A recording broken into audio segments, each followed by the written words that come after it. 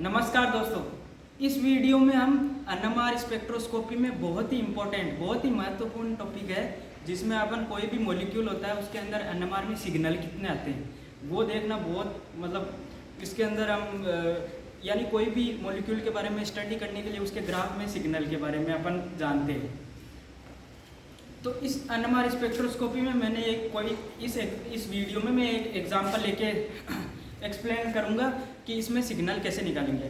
अपने पास ये मॉलिक्यूल है, इस मॉलिक्यूल के अंदर एनएमआर स्पेक्ट्रोस्कोपी में जो स्कैन हम लेंगे उसके अंदर सिग्नल्स कितने आएंगे,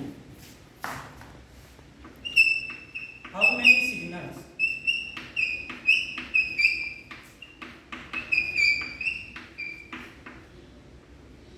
प्रेजेंट इन प्रोटॉन एनएमआर। सबसे पहले मॉलिक्यूल को देखते ही अपने को मेनली तीन चीज़ों के बारे में देखना है। कोई भी एनएमआर सिग्नल में अपन सिग्नल निकाले तो तीन चीज़ों के बारे में देखना है। पहला यहाँ तक श्योर है। तो पहली चीज़ है कायरलिटी। अगर उसके अंदर कायरलिटी है तो वो पहले चेक करनी है। दूसरी चीज़ मॉलिक्यूल के अंदर सिमेट्री देखनी है। और तीसरी चीज अभी देखेंगे इसमें तीसरी कौन सी मेन चीज है। तो पहले इस मॉलिक्यूल में कायरल कार्बन्स कहाँ है, कायरलिटी कहाँ है वो देखेंगे हम। तो इस रिंग के अंदर कायरल कार्बन नहीं दिख रहा, यहाँ पर दिख रहा है एक प्रोटॉन है, तीन डिफरेंट ग्रुप जुड़े हुए हैं, ये और ये डिफरेंट ग्रुप, क्लोरीन है ही डिफरेंट। तो ये कायरल कार्बन को हम हाईलाइट कर देंगे स्टार से। और ये कार्बन है, ये भी कायरल है, तीन डिफरेंट ग्रुप लगे, एक प्रोटॉन है, कायरल कार्बन है। और इस रिंग के अंदर नहीं है, यहाँ पर कायरल कार्बन प्रेजेंट है, ये कायरल कार्बन है, तीन डिफरेंट और एक प्रोटॉन है। और ये कायरल कार्बन है, ये ग्रुप और बाकी दो डिफरेंट लगे, एक प्रोटॉन है। तो इस मॉलिक्यूल में ओवरऑल 4 कायरल कार्बन है, 4 कायरल कार्बन हो गए।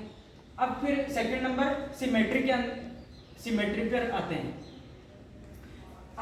सिमेट्री इसके अंदर मॉलिक्यूल के अंदर है या नहीं। तो पहले इस रिंग को देखेंगे, ये ग्रुप एक इस पे लगा हुआ है, CH3 है, वो यहाँ पर एस्टर ग्रुप है, इधर भी एस्टर, वो CH3 है। तो हमको यहाँ सिमेट्री दिख रही है, इसमें ये प्लेन यहाँ से पास होगा, तो ये सिमेट्री हो गई। और इस रिंग के अंदर बात करें सिमेट्री की, तो यहाँ पर कोई ग्रुप नहीं है, ये ग्रुप लगा है, ये और ये सेम ग्रुप है, और यहाँ पे ये प्रोटॉन है। तो यहाँ पर ये सिमेट्री निकल रही है, ये सिग्मा प्लेन हो गया और ये भी सिग्मा प्लेन हो गया। दूसरी सिमेट्री की बात कर ली हमने। अब पहला हमने कायरलिटी क्यों देखी है, कायरलिटी का बेनिफिट क्या है। कायरलिटी में ये होता है कि जो कायरल कार्बन होता है उसके नेबर में, उसके पास में जो कार्बन है उस पर दो प्रोटॉन लगे हुए हैं, वो डाइस्टीरियोटॉपिक प्रोटॉन्स होते हैं, उनका केमिकल एनवायरनमेंट अलग होता है। तो एनएमआर के अंदर वो अलग अलग पीक, अलग अलग सिग्नल प्रदर्शित और दिखाएंगे उसके अंदर। तो यहाँ पर दो प्रोटॉन अलग अलग होंगे, उनका केमिकल एनवायरनमेंट। अब इस कायरल कार्बन के चारों तरफ देख लिया CH2, यही है, ये कायरल कार्बन है, इस पे यहाँ पे CH2 लगा हुआ है, तो यहाँ पर भी दो अलग अलग प्रोटॉन होंगे, ये हो गए।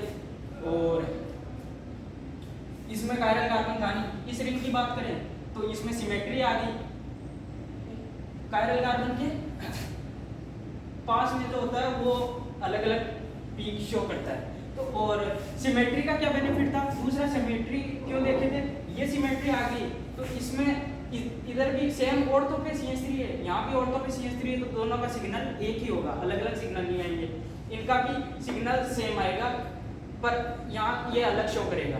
तो अपन इन दोनों पार्ट में से किसी भी एक को कंसीडर कर लेंगे तो वो काउंट होगा पूरा मॉलिक्यूल। तो इसमें इन दोनों में से एक कायरल कार्बन को काउंट करेंगे हम, क्योंकि यहाँ पे सिमेट्री है। तो ये कायरल कार्बन है, इसके पास में यहाँ 2 हाइड्रोजन लगे हुए हैं, तो ये दोनों केमिकली डिफरेंट होंगे, इनके सिग्नल दोनों के अलग अलग आएंगे। और इसके यहाँ पर भी ये पास में है, इसके जस्ट एडजेसेंट होना चाहिए, उसी के जस्ट जुड़ा हुआ है। तो यहाँ पे ये दोनों प्रोटॉन है, इनके भी अलग अलग आएंगे। हो गया।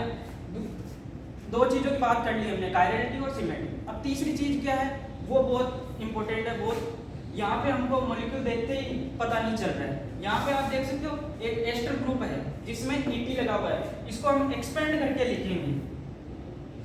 ये ET इथाइल ग्रुप हो गया, इसको भी हम एक्सपेंड करके लिखेंगे, ये इथाइल ग्रुप हो गया।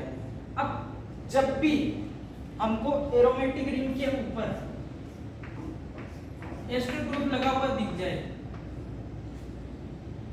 C डबल बॉन्ड O और फिर कुछ भी वो जुड़ा हुआ, यहाँ पर एरोमेटिक रिंग से डायरेक्ट एस्टर ग्रुप जुड़ा हुआ है, तो यहाँ पर जो CH2 जो हाइड्रोजन लगे होते हैं वो अलग अलग स्पेस, अलग अलग प्लेन के अंदर होते हैं, यानी एक ऊपर है तो एक नीचे, तो ये दोनों अलग अलग पीक, अलग अलग सिग्नल शो करेंगे। तो यहाँ पर हमारे पास दो ग्रुप है, तो हमने सिमेट्री देख ली, तो इन दोनों में से किसी एक को ही काउंट करेंगे। तो इस ग्रुप को हम काउंट करें तो इस O के यहाँ पर दो प्रोटॉन है, इनका अलग अलग होगा एनवायरनमेंट। अब हमने तीसरी क्या चीज थी, एरोमेटिक एस्टर।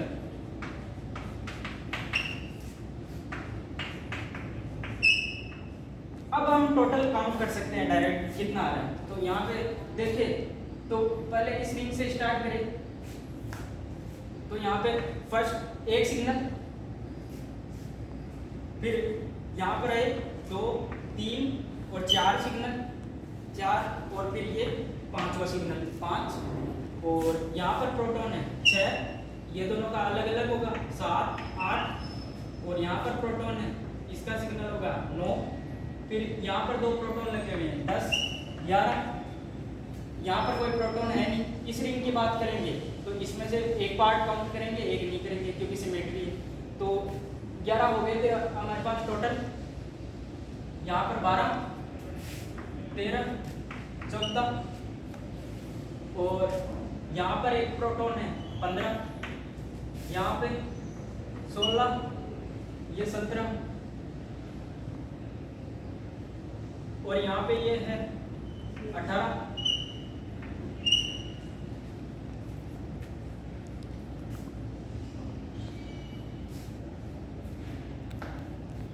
हो गया। यहाँ से स्टार्ट किए थे हमने 1, 2, 3, 4, 5, 6, 7, 8, 9, 10, 11, फिर ये हो गया 12, फिर यहाँ पे 13, 14, 15, 16, 17 और ये 18, पर भी एक प्रोटॉन लगा हुआ है, सही। तो 18 हो गए, और यहाँ पे ये लेंगे 19, तो यहाँ पे टोटल इस मॉलिक्यूल के अंदर 19 सिग्नल्स हैं। तो दोस्तों इस प्रकार हम सिग्नल्स निकालते हैं प्रोटॉन NMR स्पेक्ट्रोस्कोपी में। 3 चीजें मेन ध्यान रखनी है हमको, कायरलिटी की, सिमेट्री की, और एरोमेटिक एस्टर है या नहीं है। धन्यवाद दोस्तों, हम मिलेंगे एक नए वीडियो के अंदर जिसमें और मॉलिक्यूल्स को डिस्कस करेंगे। बहुत बहुत धन्यवाद।